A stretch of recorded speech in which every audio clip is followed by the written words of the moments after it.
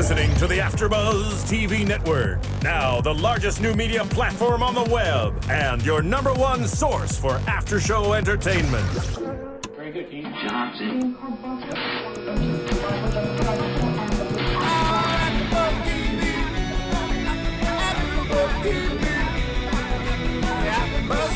the AFTERBUZZ Studios in Los Angeles, California, presented by Maria Menounos and Bing.com, and streaming live thanks to Akamai Technologies, this is AFTERBUZZ TV for 16 and Pregnant. We'll break down tonight's episode and get you all the latest news and gossip. If you'd like to buzz in on tonight's show, you can buzz us at 424-256-1729. That's 424-256-1729.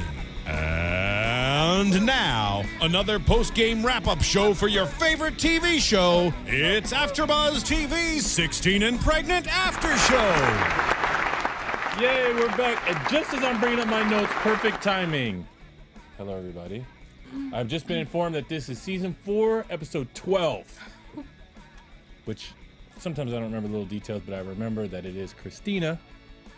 And we're going to start talking about, but first, as you know, my name is Ed Bowling, and Bing is for doing, and we're doing another 16 and Pregnant.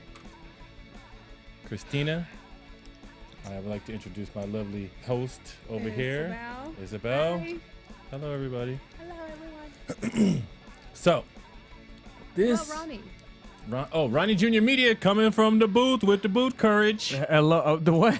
Booth courage? Yeah. See, you close Meaning? you close the door, lock it, and then talk smack.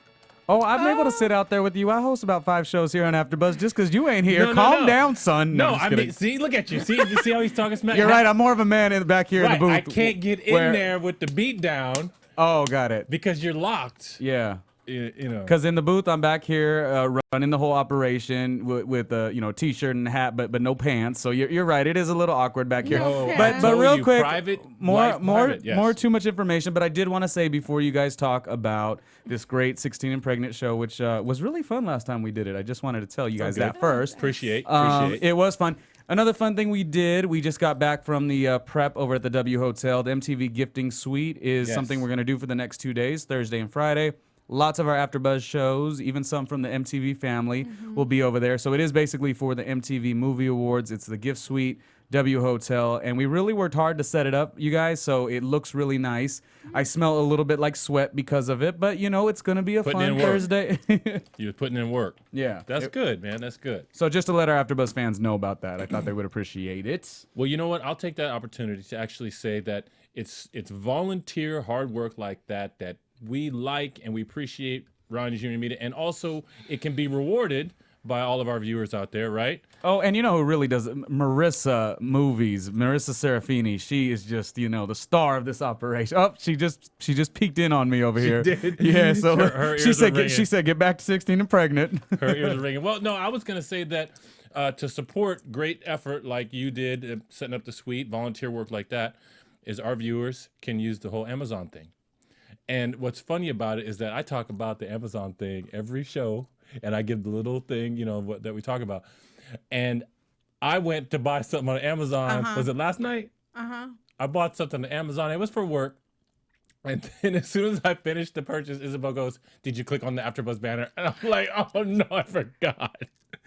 And I totally forgot. But good news, the transaction was declined because they said it looked like fraud. Yes.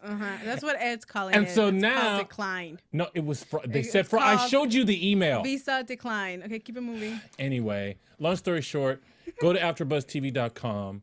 If you're gonna go buy something from Amazon, go there first. Click on the banner on the top right side, like it's kind of the upper side on the right, and then that way, whatever you buy on Amazon costs you the same amount, but then some of the proceeds come to AfterBuzz and help us out in this whole volunteer sort of thing that we got going here.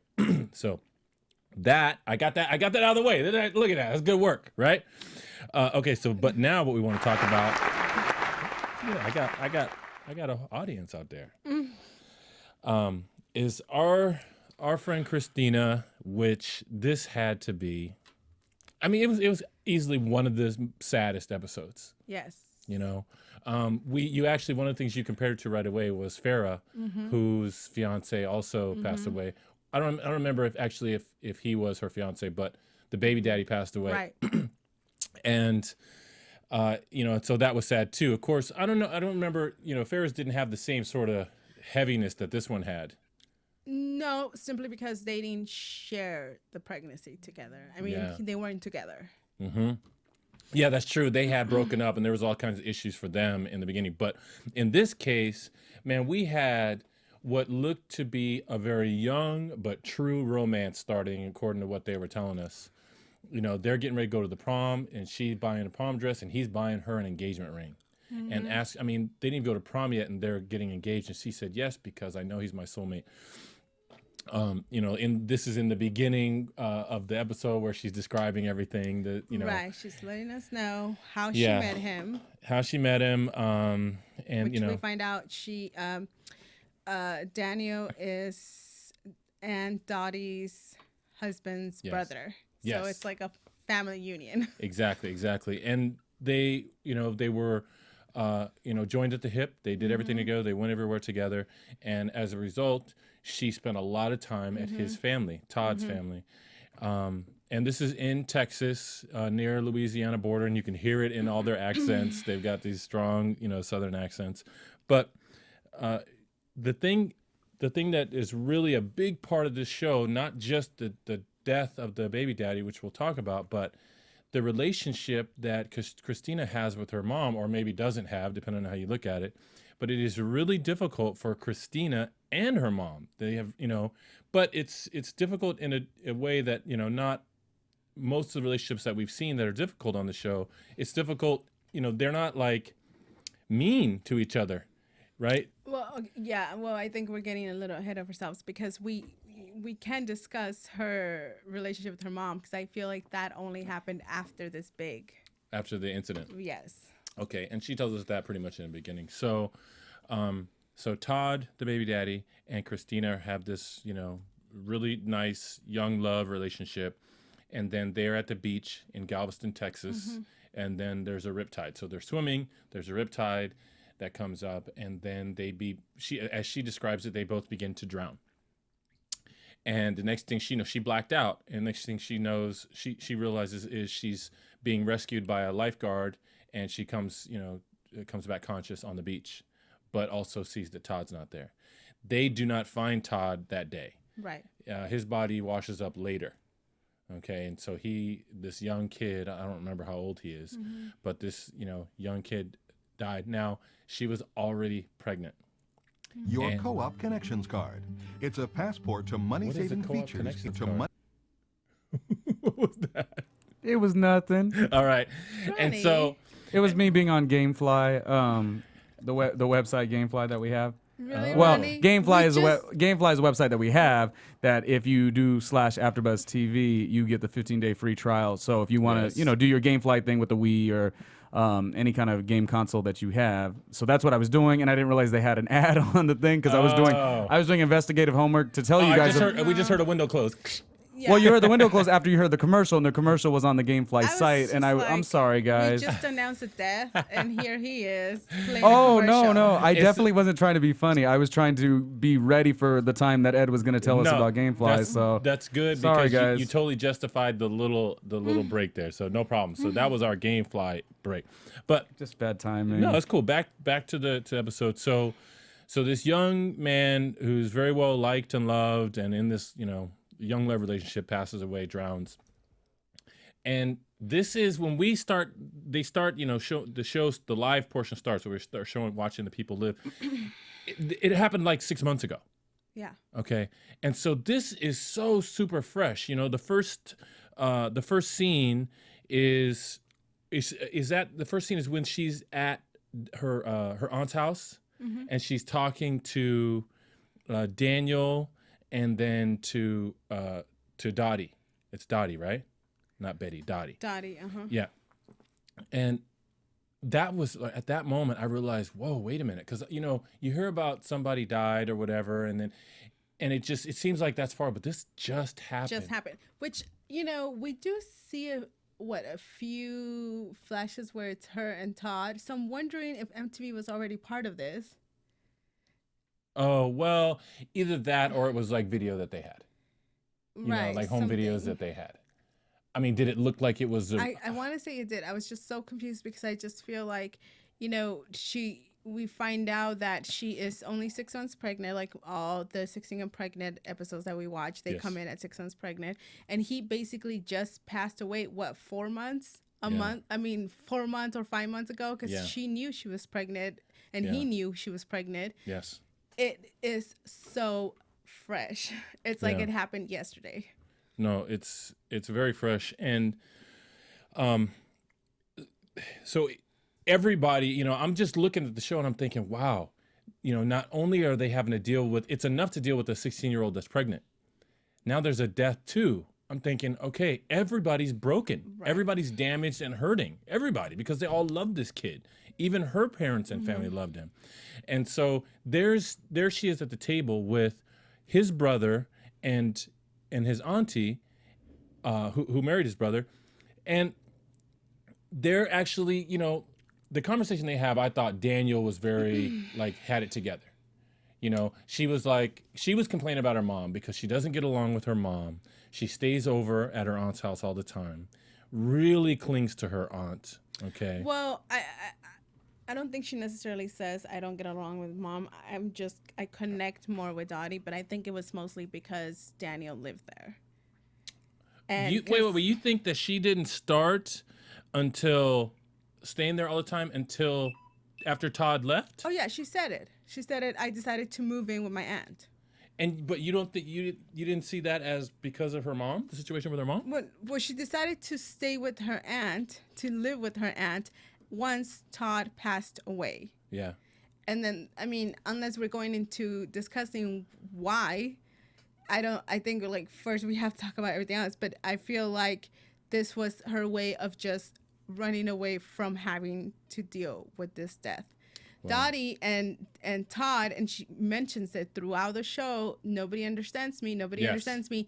Don't push her to do that. And I think, you know, a mom doesn't feel like that's the right way to deal with it. Yeah. You know, the mom is like, I know she's going to break any minute. She's pregnant. You know, and which mom are you talking about? Are you talking about Todd's mom or her mom? Her mom. Yes. I mean, both. But that's true, but I think she decides to not be around her mom because the closest thing to Todd is her mom. She was the one present when this happened. True. So seeing her is like, and she says it. Yep. I don't want to talk about it because I don't want to go back to that day. And I think facing her mom is like seeing it all over again. Well, and her mom breaks down. Her mom, it's every single time. The first time we see the mom, they're having lunch or whatever in the restaurant, and her mom's crying and talking about the day. Right. You know, and I'm like, okay, I can understand, and maybe they're making her talk about it right now because they're on camera, but it has been 6 months ago. You know, 6 months later, you don't relive it still every moment. She was talking about it like, well, I just remember that I saw you guys, and then I was scared, and then, But that's the thing here. You have two persons that lived it. Yes. The mom lived losing a daughter, basically, because she thought she was losing a daughter and a grandchild. And then when she realizes, and I think it's the whole sense of emotions of guilt. Yes. Guilt because they went there because she wanted to go, because she invited them, and then guilt because, oh my God, I was so relieved to see that you were alive, and then totally forgot about Todd. Yes. And then I remember about Todd. I mean, there's so many things. So I you know, there was no part of me that felt annoyed or upset whenever the mom was around trying to talk about it, because I just felt like she's dealing with it too. But I don't think these people knew how to deal with it. Like, you both have to probably get help separately and then come together and deal with it. But can't believe we agree on something. You can't try to see each other and ignore it. This is the closest thing you have to it. Yeah, it's true. And there's a lot. And Daniel talked about, and we can talk out of order too on this stuff because it was, this was definitely not an episode or a 16 and pregnant where we're focusing at the fact that there's a 16-year-old that got pregnant. Yeah. I mean, I don't think this episode taught anything to anyone. No. Like, oh, when you get pregnant, this is how bad. This had nothing to do with being pregnant. Yeah, it really didn't. Which I don't know what the purpose of this was for MTV, if they're sticking with the 16 and pregnant. Right.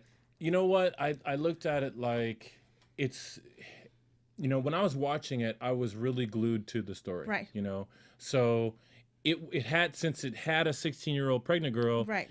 Then I think they saw that it had entertainment value. But if you had hundreds of stories, would this been one that you chosen to put in this season? To put in 16 and Pregnant reality show. I mean, maybe do a special edition of 16 and Pregnant, and 16 then this and Pregnant and Grieving. Something, because I don't think this belonged in our 16 and Pregnant season. Yeah, it definitely was not like it. But maybe, well, how about the fact that maybe that's good? Maybe, you know, it's not a cookie cutter 16 and Pregnant. It's like, hey, you know what? This, once the reality of the baby comes on board, everything in life that is good or bad, the baby is still there. You know what I mean?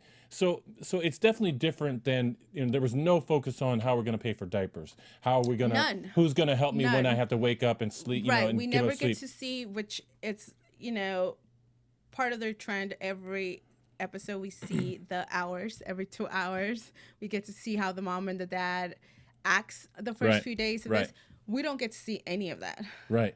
No, and it was, you know, it was very different. I mean, she was in the hospital a month. But let's talk about the fact, okay, like how each person, and Daniel even said it, he goes, because remember, Todd's mom came over and she was just a wreck. She couldn't even stop crying while she was talking to Kristina. And Kristina is there and she's trying to explain to the mom why she just doesn't want to talk about it. Because the mom, Todd's mom, is worried, look, I'm afraid that you're going to like bust, you know, unless you let out some of the stress or whatever. And she, you know, she's crying, and then Kristina starts to cry a little bit, but explains, you know, she just doesn't see the point in talking about it because she doesn't understand why God would take away this person that she, you know, why would God give me this person and take him away? I mean, she's really struggling with some big concepts. Right. And so then Todd's mom has to, you know, she has to step out. She goes, I have to leave the room. I'm sorry. So she leaves. Then Daniel, who, you know, I don't know, he was the older brother, you know, and, you know, I didn't grow up with a brother, but I got a lot of cousins and brothers, you know, and they love each other. Like they have a brotherly love, but they also they fight, you know, and they beat each other up and they, you know, and all this stuff. So it's like, I don't really know what Daniel is feeling, but I think he feels like responsible to make sure everybody's okay a little bit, you know? Like he keeps reminding Kristina, like, look, I know your mom drives you crazy, but that's your mom. That's your mom. And you only have one. You know, I mean, he keeps coming through with these real simple, clear, wise statements, you know? I was impressed. It was like he was standing outside this whole box and realizing this is a girl that needs a lot of help right now. Yeah. And if one negative thing you say or anything you say that she may take it the wrong way, you're out of her life for right now. Yes. So I don't think him or Dottie wanted to even push her to speak to her mom or push her to talk about it because they knew. Yeah. When that happens, she leaves. Yeah, I agree. And I think also that they were maybe emotionally mature enough to know that, okay, I may have needs, but her needs are greater. And that's where the mom wasn't able to do it. To me, the mom kept trying to get her needs met. Which is understandable. But I think my response when I saw the mom at like 3/4 of the way through the episode was yours. It was like, you know what? I thought the mom needs to talk to somebody else. She needs therapy because what she doesn't know how to do is she doesn't know how to contain what she's feeling. It's just all over, you know? It's just, and it's okay, but it doesn't help the people that also have issues, you know? It's just but see, that's what I keep saying. Like, I don't think we can compare Dottie and Daniel's mom's feelings compared to this woman, the mom who was there. Right. I mean, obviously she's not the one that lost a child. She didn't lose her child. Right. So part of her can still be upset because her child's hurting and she may have lost half of her child in the moment because she's so blanked out. But she did not lose a child. Yeah. But she saw it all. Yeah, and she also said that she feels responsible because she feels like she was supposed to protect her. See, and I think she has more to deal with than her own daughter. You think the mom has more than Kristina? She's over here thinking, he died because of me. Kristina never thinks that. The only thing she thinks is, why didn't I die with him? Which, you know, I understand that's hard, or dealing with the whole where most people usually go and blame the other higher power, and try to, you know, hate. And this is the mom, you know, she said it, and when she said it, I was like, oh, that has to be the worst feeling to live with. But I don't even think therapy helps. Yeah, that's when true. you're just sitting there saying, if we had just stayed home, or if I'm the adult, I'm the one that's responsible for you. Yeah. That's worse than anything else. You're blaming yourself for somebody's death. Yeah. And, you know, how do you repair that? There's no time frame. There's no... That's a tough one, because this whole time I was looking at it like the worst part was for Kristina, because she has Todd's baby. She can never get away from, she can't, you know, it's like she can't. And but I do feel like the mom she can get past it. But, you know, and of course they both can get past it. It's just that I feel like with the baby, Kristina's, you know, getting over everything is going to be a lot longer and harder. But so I really liked Daniel's role. I was really impressed with him. I mean, he wasn't the baby daddy, but, you know, he stepped in and played like a really good, strong father figure, strong uncle type person. And, you know, when his mom tried to talk to her, I remember he said this, he goes, you know what? He goes, I'll never understand what it's like to be a mom. He goes, I don't get it. And then somebody, I think it was Dottie in the room, said, well, she just, she can express her feelings really well. She's able to talk about it. And he said something like, yeah, well, I'm not so sure if that's good or bad. Right. You know, something like that. And then he goes out to talk to his mom. But he seemed really aware, and I was impressed with him. But okay, so then she tries to keep her life going. Right. And so now why was she trying to go to college? Why was she going to the college? No, she was trying to get her GED. And I think when she walked in, it wasn't clear as to why are you here. Okay. And then that's why they asked, have you graduated college? And this is, high school. And she's just like... What about those nosy college tour guides? I was like, okay, yes, find out everything about the school and ask her that. But then she's like, so you're pregnant? Well, where's your boyfriend? I'm like... What? Really? And then the mom and the daughter have to look at each other and go, he's dead. And then the girl's like, which I kind of felt like they should have stopped there. Yes. I think this was the opportunity for the mom to basically let it out to someone that has nothing to do with the family or anything. It's like this mom is crying for help. Yes. The whole time, like somebody. And then you turn, it was so hard to look at Kristina because no emotion. Never. Yeah, she was really shoving it in. She was feeling numb. She was feeling numb. Never. You know, she says that later, but you know, her mom definitely smothers her. You know, smother, and that's why she's like, I think the baby and the death of her boyfriend made her feel like, you know what? No, this is way too much. I cannot handle my mom. I gotta go. So I mean, that just made her strong enough to say, no, mom, I'm not letting you smother me. I mean, remember, her mom she's getting out of the car, okay, from taking her to the college thing, and she's like, okay, I'm gonna call you later. And she goes to her mom, I know you will. And she's like, do you have your phone? And she just closes the door. She's like, I got my phone, and she's walking off. And the mom's like, okay. Yeah. So the next big thing that happens is she begins to feel contractions. Well, no, let's focus on the fact that they're planning this baby shower. Oh, yeah. They're planning this baby shower, which seems all pretty and all nice. And we're like, okay, baby shower. But, it's the first time that the mom sounds very afraid to even share her emotions or her feelings. I think at this point she got the hint. Yes. Well, yeah, because that was right after she dropped her off in the car and she said, I'll call you. She's like, I know you will. Yeah, and she's been calling. And she's been calling for days and days. And, she wants to help out with the baby shower and all this stuff. Right. And, wants to be involved in the planning and everything. And so you're right. And then that's when she's sitting in her bed and she answers her mom's call. Right. And, man, the conversation that they have. I mean, it was hard. Like, I just felt it.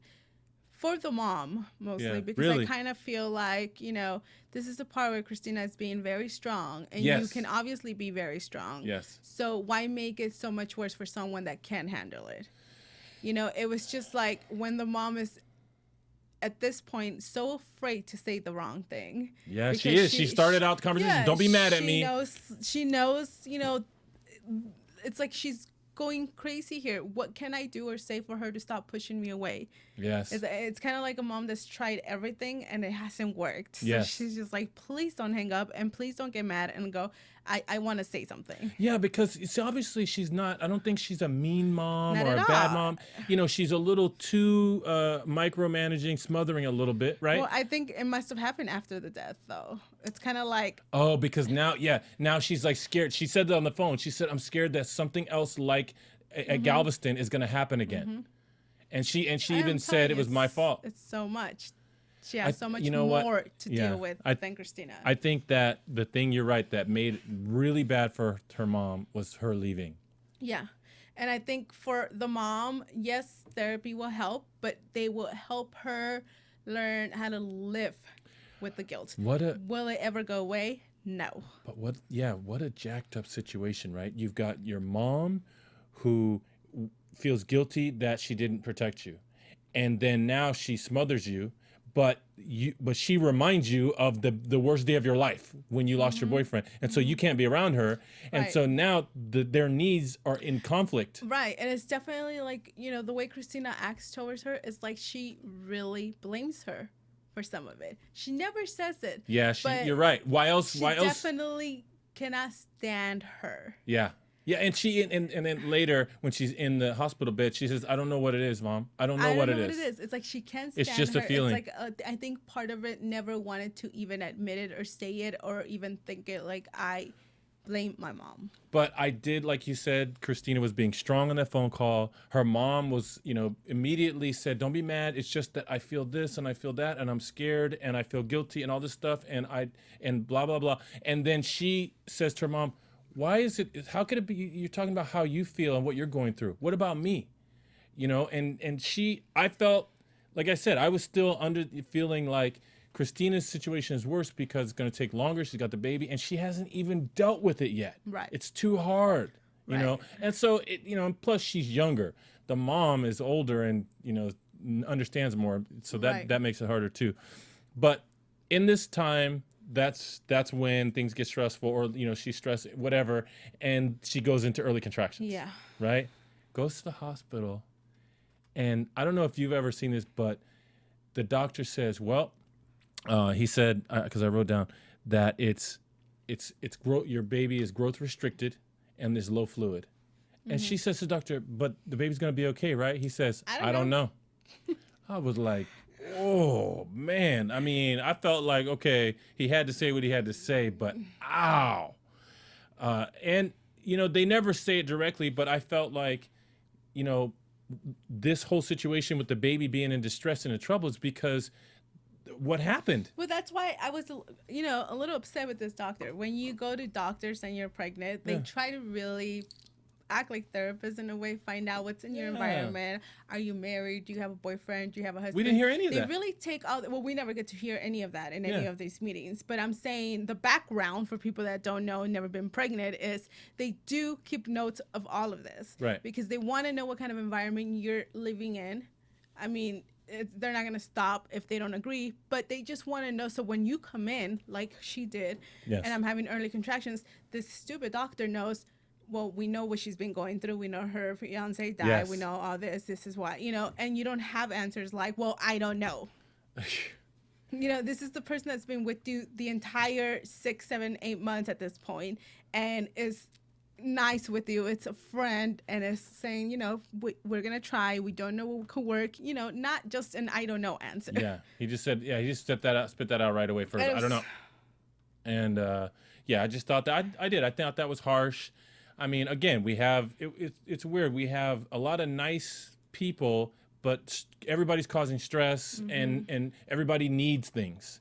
And nobody can meet anybody's needs because everybody's hurting. Right. And then, we had the doctor that he didn't need to do that, but he did it anyway.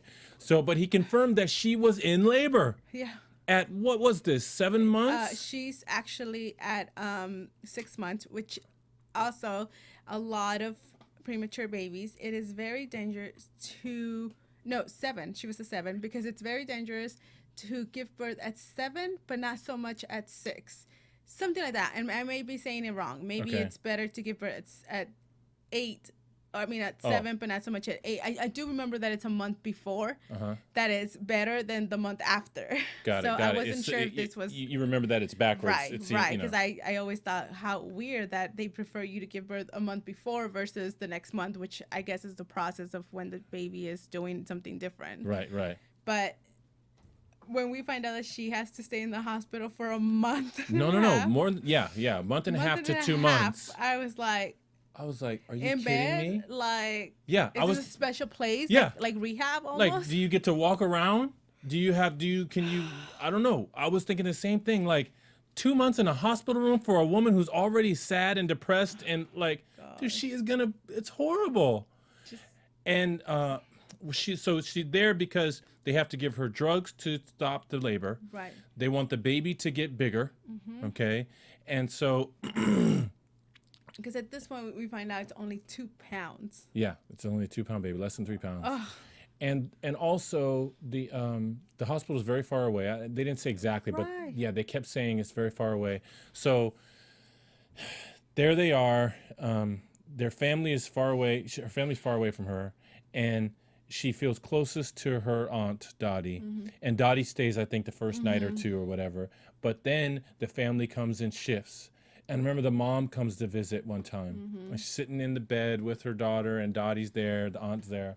And the mom says, okay, hey, listen, it's going to be okay. Tonight I'm going to come back or whatever. I'm going to have my stuff, or tomorrow, and I'm going to stay a couple of days. That's when she's like saying, no, Mom, that's a bad idea. It's too much for me. And her mom is like, no, baby, it's okay. I'm going to be here. I won't get on you. I won't bother you. She said, and she's like, no, I just want to be alone. And that's when she's saying, I don't know what it is. She needs to talk to someone to be able to help her see and understand what she's feeling. Right. And say, maybe part of me does blame your mom, and it's okay. Yeah. It's all part of the totally process. Okay. It is okay. If you want to say it to her, say it to her. If that's going to help, you will come back and say, I didn't mean it like that, but it is okay. And this is where I saw an example of the mom, just like, the mom doesn't have any boundaries. She just says stuff.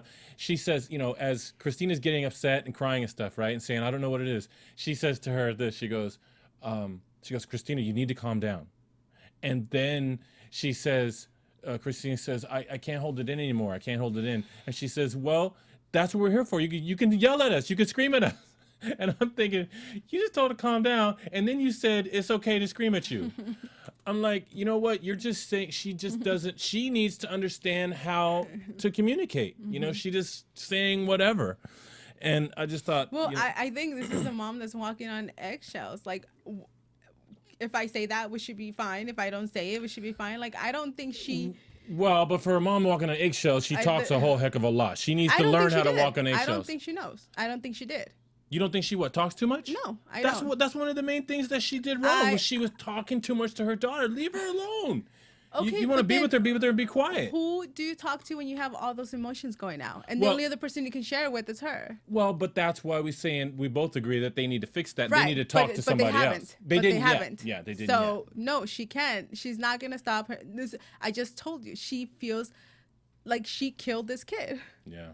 So no, she doesn't need to stay quiet. She doesn't need to do all that. Maybe you do that after you go to therapy. But wait a minute, her daughter is in the bed, stressed out, crying, doesn't even understand what she's feeling in her head. Right. And then you have a mom here wondering, why do you hate me? Well, yeah, but because surely this one hasn't even said anything to her, so she's like, what did I do? But you're not saying that you think that they should try to work it out when the daughter can't deal with it. At this point, I don't think they should not try, because they don't even know what's wrong with each other.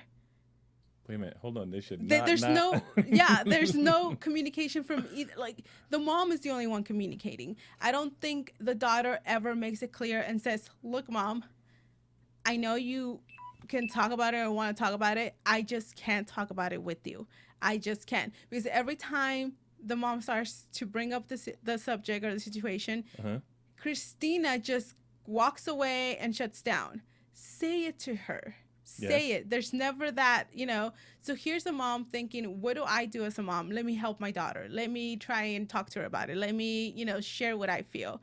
there's never that communication amongst both of them. Yes. Versus like if you see Kristina with Dottie and Daniel, it's because they never talk to her. That's why she likes being there.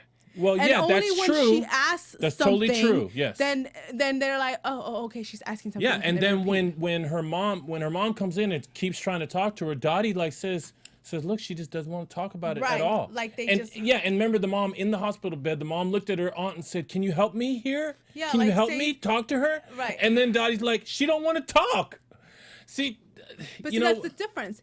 Dottie's not the Dottie's mom. not the one. She's I not know. the mom. I know she's not the mom, and she's not the one that was there. It's like they say. It's like my mom says. People might be very nice to you. They will never love you like your mom does. So Dottie may think, oh yeah, I love her and everything, but that's not your daughter. So I am sure you're not feeling half of the things. Well, her yeah, mom of course is the mom is worried to death. So here's the mom worried to death, trying to be like, what's wrong? Say it, scream it. So you don't blame either one, but you think the daughter should have had more patience with her mom? Well, I think at Kristina? this point we've both as this girl, and I don't want to call her an adult because she's not, but. Right. Someone that has been willing to take so much and not even begin to deal with this. She obviously can see that her mom can. She keeps breaking down and Yeah. So why not give her a break? Give the mom a break. Yeah, she never. Well, you know what? I think it would be nice if she could give the mom the break, and it would be nice if the mom could give the daughter a break. But that's what I'm saying. Like, I cannot blame either one of them, and I would not say the mom needs to keep her mouth shut. No. Well, I didn't know what was going to happen when they said she had to be in the hospital 2 months. Right. I was really worried. I was scared. What the heck is that going to be like? Right. And then we have this blow up with the mom. I actually didn't expect there to be any issues with the mom. I don't know why. I just didn't expect that. But then, they had that. And, Kristina showed some emotion there, right? Which we hadn't seen.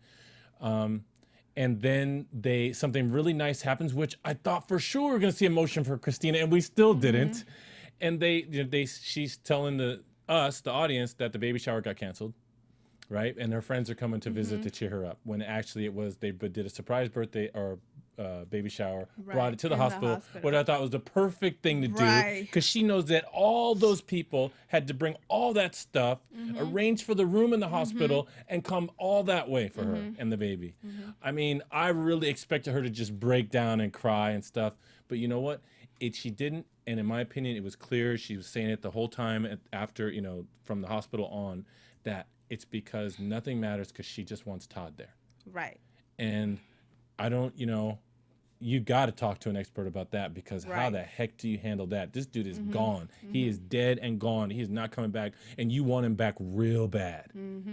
Yo, what are you going to do? That's some serious stuff. So I think only a month goes by, and they see that the baby is actually bigger. Right, but they can't stop the labor anymore. Right, she said, the doctor said, you know what, just continuing to do this is not going to help, right? So we're going to take the drugs off. And she made it feel like they were going to say, so we're going to let you go home. But he said, so I think we should just take the baby out, Right, and this is the part where, and maybe we're confusing it, or I'm confusing it with the part where they actually tell her that she's going to stay in the hospital before she even knows, and which I thought this is one of the most important parts, because her mom says, I'm here because she's freaking out, and again, I don't remember if it's before the C-section or or right after they have announced to her, like, you're going to stay here in the hospital for a month and a half. And the mom keeps saying, I'm here. She doesn't even hear that. She just says, where's Dottie? I want Dottie. Oh, yeah. I want Dottie. No, when she's first in the hospital and has the early labor, right, and they're administering the drugs to try to calm, 14 hours she's in there, right, and she's having contractions, and they can't get it under control. So it's stressful. Everybody's stressed out, and she's having contraction pains at 6 months, and then her mom is there, and she says, when she's in pain, she says, where's Dottie? And she says, and the mom don't even answer the question. She says, I'm here, baby. It's okay. And she said, where's Dottie? I want Dottie. And say, I don't know. She's outside. She said, get her. I want her. And the mom, you can see her. She turns her head and she's like, ugh. She's disgusted and so disappointed and hurt. I don't think she was disgusted at all. What do you think? Hurt? Angry? no anger. I don't think this mom ever feels anger or anything against Dottie. Right. No, She's not just like, against her. You know, she knows. Well, what's the emotion that you think it is? What's she feeling? What is the mom feeling when she said that? Basically, she lost her daughter forever. It's like, you know, I do think the mom part of her at this point is like, you know, you do blame me. You hate me. And she doesn't understand why, huh? Yeah, she doesn't. She's like, I didn't do anything to my daughter to make her. She doesn't. But I mean, I think, I don't want to say she doesn't completely because she said it herself. I could have stopped it. That's what she thinks. Yeah. So this girl is not making it any better for the mom. Yeah. It's like she's like feeding it. Like, it's true. Yes. Exactly. No, it's bad enough if the mom feels responsible on her own. And if her daughter thinks it too, man, that's even worse. That's it. So that makes it worse. So, but the mom does, I felt like, okay, it's very good of her. You know, at least when her daughter is there and in pain, she's not arguing anymore. Right. She just calls Dottie and she says she's asking for Dottie. Right. You know, and then she comes in. But that was the part where so that was very, you're right. That was an important part. But moving forward to when the doctor says we're going to do a C-section, and he says right away, who are you going to have in the room with you? And the mom is standing. Mom is the only other adult in the room, and she looks at the doctor and says nobody. And I'm thinking, okay, she thought about this beforehand. She had been thinking about this beforehand. And I think she decided, well, I want Dottie. When she said nobody, I don't think she ever wanted Dottie. But when she said nobody, yes, you still thought, oh, the mom needs to understand. Well, at that point, I felt like there was these two people, it's been clear throughout the whole episode, these two people cannot help each other right now. And it's sad. It's sad, but they have competing needs and they are just dangerous for each other. And so I was like, to me, whatever happens, all bets are off. I don't think you should ask the daughter to do anything for the mom, and I don't think you should ask the mom to do anything for the daughter. They need help. They need help because they're not going to be able to do it themselves. So I wasn't, to me, it was Kristina again with her blank, no emotion, nobody. Yeah. I don't think she was angry or being mean either. I think she was functioning out of her own pain. And maybe at this point it was kind of like, this is something that I wasn't going to share with anybody but him. He was going to be in there, and that's it. Yeah, but she was very sure about it because, she might have in her head thought, man, I was hoping he would ask me when I was alone. But the answer, I want to make sure everybody knows, nobody. And she repeats it to Dottie. I don't want anybody in there. Yeah, but I disagree. I think that she wanted Dottie, and I think she thought about it beforehand, and she would have wanted Dottie, but that's when she decided, I'm not going to do that to my mom. I'm not going to do that I don't think she's ever thought that far. Oh, I think so. I don't think she's ever even considered her mom's feelings, ever. She has not ever. She does, because guess what? Ever. Every time she's nice enough to say, remember in the car when mom said, can I have a hug? She doesn't hesitate. She just leans out and hugs her. And when her mom says, I love you, she always says, I love you too. Right. But she's quick to get away. And just, it's funny. I didn't know that you were going to have this, the opinions that you have. So, so the C-section happens, but the mom, before that happens, the mom actually almost immediately is crying. Breaks down. Yeah, right. breaks down. And see, I appreciate that she walked away. Yeah, because it was she like, walked I'm away. not gonna let her see this. Yeah, the doctor was like, Mom, are you okay over there? It's like too much, too many. He's like, oh, you're just scared for her? Yeah. She's like, yeah. Yeah, I was glad the doctor said that, gave her an escape. And then she goes out to the balcony and she's crying because she can't handle it. My own daughter. And yeah, again, why? Why doesn't my daughter why would she not want me in there? I don't get it. And, but then Dottie comes in and says, your mom's out there crying because she wants to be in the room.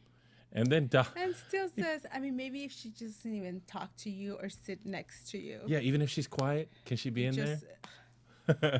Oh, Isabel, you were mad at Kristina, huh? Yes, I was. I was like, you selfish little bitch. This is one of those big moments in every, I mean, aside from if your partner's not there, which I always think it belongs to the partner. There are some moms that want to take over and be in that room, you know? Yeah. But you're just like, you didn't create this. You didn't help create this. This is me and my partner, my whoever, So at this point, it's kind of like, you have taken everything away from your mom. The whole pregnancy, the grieving process with you, baby shower. Yeah. You know, your cravings, because you obviously have been away. Yeah. And now you're about to take the one thing that she can really share with you and say, this is why you're my daughter and this is why we're mom and dad. Now you know what it's going to feel like. And she is just so easy and so... Well, she's numb. Just say exactly. So what does it matter if you're numb? Why? Because she knows one thing. And if you she knows one thing. I don't want my mom around. I don't want my mom. I don't want my mom. I don't want my mom. So if you have really thought about I feel like this is such a great I was conversation. gonna break, man. I was gonna break. I mean, no, but just if I could allow myself an opinion, I was telling Marissa. Come on, Ronnie Jr. Media. What do you have to say? Well, I mean, just real quickly, I was saying how great that you guys made me, a non-16 and pregnant fan, really like the show. And then usually it's the two of you, the banter. It's so funny. And then I was telling Marissa, I go, you know what? The show is a little different today because there was a lot of serious topics. Yeah. And I said, man, Marissa, like they don't just make it funny on these other episodes when Ed's talking about, this baby daddy, that baby daddy. Right. But even like this show today where there was I guess you said the father passed away. The guy, I mean, so it's a credit to you guys. I mean, I didn't want to cut in, but it's a credit. And I know we'll go to commercial in a second, but it was a credit to you guys. Gotta love Ronnie Jr. Media, boy. It's a credit to you guys for, holding two different sides of a great after show. And I'm sure our iTunes fans will appreciate that. So that's just my point. Okay, no problem. We can go to commercial. I have to take credit because Isabel doesn't use credit. Right.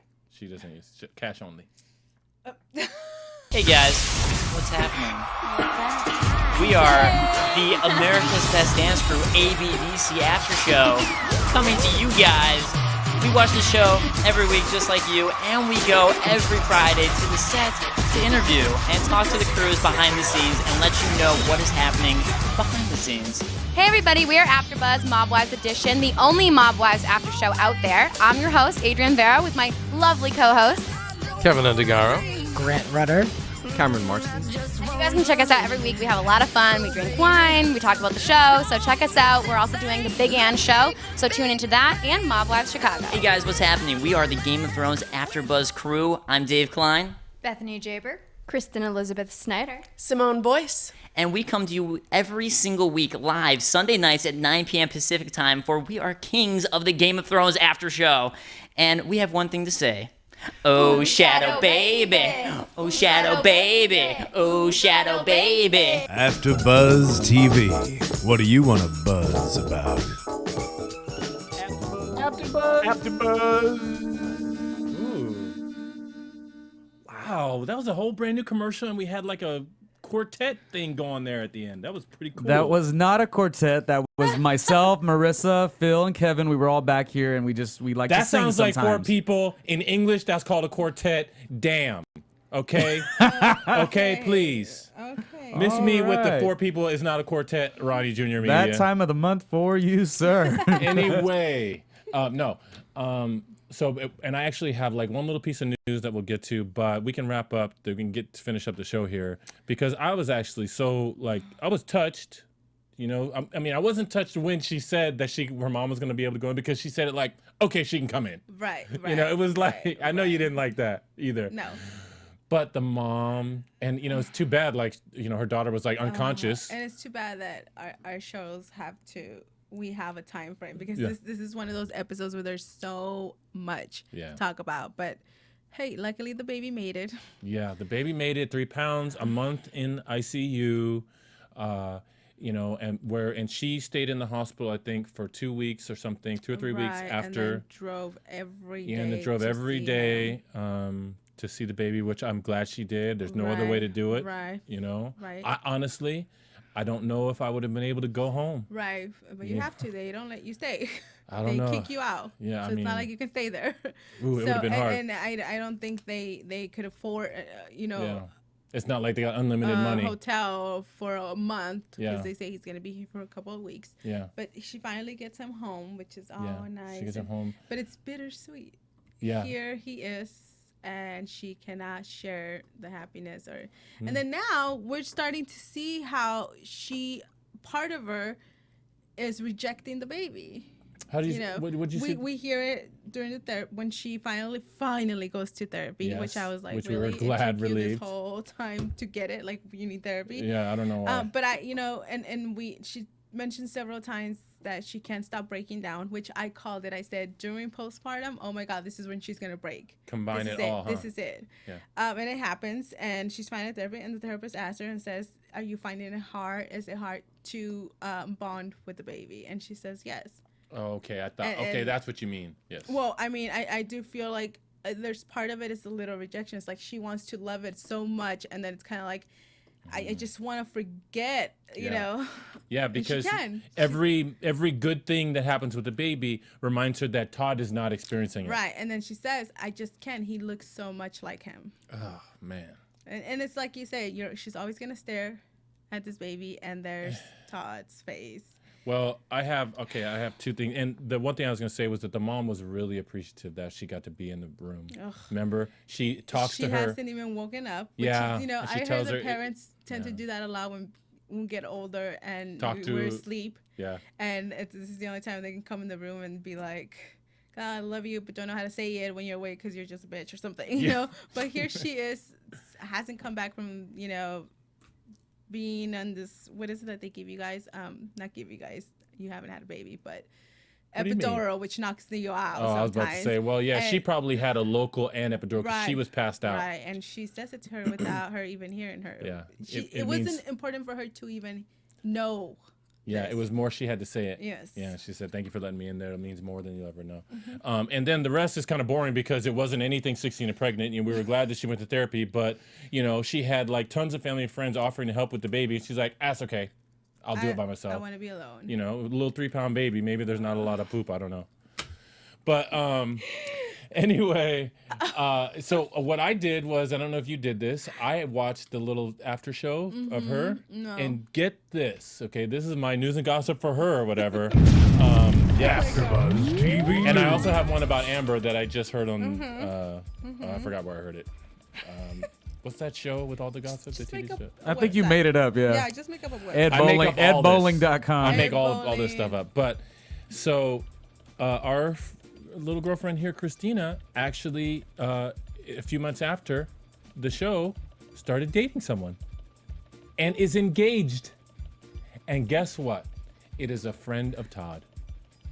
And Todd's family is actually very unhappy about the fact that she is dating this guy and engaged this guy named TJ, I think his name is.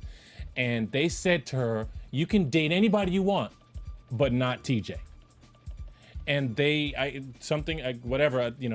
all we hear is her side, but she's got her hair colored, her makeup's good, she's looking, nice, and she showed the little engagement ring. Oh, it wasn't the same one that Todd gave her? It wasn't the same one. No. I was just wondering. No, it was different. It had a totally different look to it. But I thought that was odd because I thought this is a girl who is not going to be with anybody for a long time. Well, no, that makes sense. You go to the closest thing. Well, brother's taken. Yes. Because I thought about the brother too for a minute. I thought maybe you were gonna say, "Oh my God, she slept with the brother." No. But I didn't think this one. I didn't. I agree, it makes sense. But this girl, I didn't think so. I thought she was just gonna be too much of a wreck. She's 16. Yeah, but look at how bad this was. Yeah, they don't. That doesn't change. Okay, my other gossip is that Amber, who is our vintage 16. Yeah, vintage. Constantly in trouble, and we don't like that. We don't feel bad. I would love to see an Amber comeback story. I would really like to see her come back and just be clean and sober and boom. If Brittany couldn't do it, she's not gonna do it. Well, I hope she can. But she was, I guess, in front of the judge to have like, community service assigned, and she stopped the judge and said, "Judge, you know what? Or no, have rehab. Be sent to rehab." Judge said, or she told the judge, "You know what? Just send me to jail. I'd rather go to prison than do rehab." Because I can't deal with rehab, which I thought was unfortunate. But anyway, that's news and gossip. Predictions. Predictions. Well, I can't wait to see the after show. Well, hold on. We gotta wait for Ronnie Jr. Media's music. And now your AfterBuzz TV predictions. AfterBuzz. I like it. I was just doing that to be funny. I like the AfterBuzz Quartet. There's 4 of them. Okay, so next week we have. Now this was the finale, but then there's the finale. Right, our after show. Right, which is the reunion, I guess, of all of the 16 Phil. Well, how many girls is that? 12 girls? Wait, is it Dr. Phil? Hasn't it usually been Dr. Drew, or did they Dr. Phil it? She meant Dr. Drew, but all the doctors look alike to her. I'll say it like that's now. Wow. All doctors look alike to her. Oh no, Dr. Drew is fun to watch. Dr. Phil in his Dr. voice. Phil, that's why. Yeah, that explains it. Whatever. Anyway, by the way, I'm one of the few that really does not like Dr. Drew, and all my friends. You know what? That's true. I think I've heard you say some stuff like about I Dr. can't Drew. stand him. But anyways. Yeah, but in comparison with Dr. Phil, though, that would be a very boring after show. Is all I'm saying. Yes. I mean, even if you like Dr. Drew or not, I do like Dr. Drew. Boring. Did you see Dr. him Phil? and Medea talking on that movie? That was some funny stuff. That was very entertaining. Medea? I think it should be Dr. Phil. But that's why Dr. Drew was in a comedy, because he is a joke. Why are you mixing them up? You mean Dr. Phil was in a comedy? Oh, Dr. Phil. Jeez, all the doctors look alike to you. We just can't listen to her no more. Can't even. But we love her. Yep, love us some Isabel. Okay, but anyway, so next week we will be back, and what's very exciting is we are, as Isabel and I made executive decisions that we will announce, is that we're gonna, because we have a show next week. So far, it looks like it's confirmed that Farrah Abraham is going to be a guest on the show from our original 16 and Pregnant. Yes. And we're excited about that. And so we're going to combine this show where we do an after show on the finale, the reunion of all the 12 girls, and then, combine that with talking to Farrah about what's going on with her now. Mm-hmm. And we hope you guys will all tune in. Please remember, we really appreciate comments and ratings on iTunes. And I really appreciate it too. I'm just so wanting to, give this message to the iTunes people, because when I was sitting here, I've told these two several times. I was like, 16 and Pregnant does not look like an interesting show whatsoever. I was truly passionate against it. Right. I speak my mind a lot of times, but man, the way you guys had fun with it definitely drew me in. And then the fact that you were able to switch it up, do some serious stuff. What my encouraging words for the iTunes fans and our YouTube fans and whatnot is to spread that word. And yes, tell a friend is one thing, but you guys know what the social media digital era of telling a friend is. It's called the retweet on Twitter. So make that happen, and we all would definitely appreciate it here at AfterBuzz. I appreciate it. Hope to see you guys next week. Thank you. From Bing.com, executive producers Maria Menounos, Kevin Undergaro, Phil Svitek, and the entire AfterBuzz TV staff, we would like to thank you for listening to the AfterBuzz TV network.